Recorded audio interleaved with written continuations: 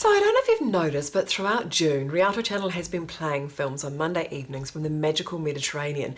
And this week I would like to bring to your attention the farcical black comedy Slack Bay. It's a French film starring Fabrice Lucchini and the wonderful Juliette Binoche, kind of like you've never seen them before. So this film is weird and wacky.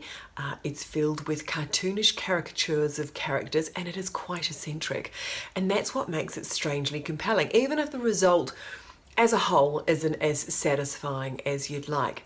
It's a period piece. It's set in the early 20th century on the Channel coast and features a couple of bumbling detectives investigating the disappearance of tourists. A wealthy family arrives to spend the summer at their imposing beach house, and an odd-looking young man known as Malout finds himself in a love triangle.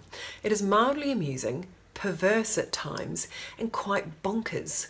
There's no lack of originality here. I'd really like to know what you think, so you might want to check out Slack Bay on Monday the 25th of June.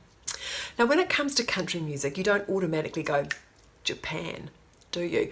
And that's what makes the documentary Made in Japan so charming. So the film follows the world's first Japanese country superstar, Tomi Fujiyama, as she returns to the United States and the hope of being able to play at the Grand Ole Opry just one more time.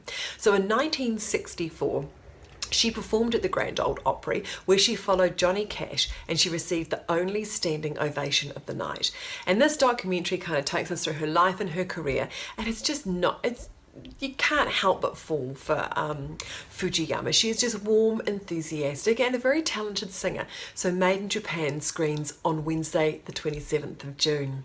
Hey, and finally this week, Britt Marling and Sam Worthington star in an American indie flick called The Keeping Room. So this is another period flick. It's set at the end of the Civil War, where two sisters and their African-American maid must fight to defend their home and themselves from two rogue soldiers who have broken off from the fast approaching Union Army. This is kind of like a home invasion flick with a feminist bent. It's not afraid to be physically brutal and shocking, and yet it's quite sort of cinematically pretty.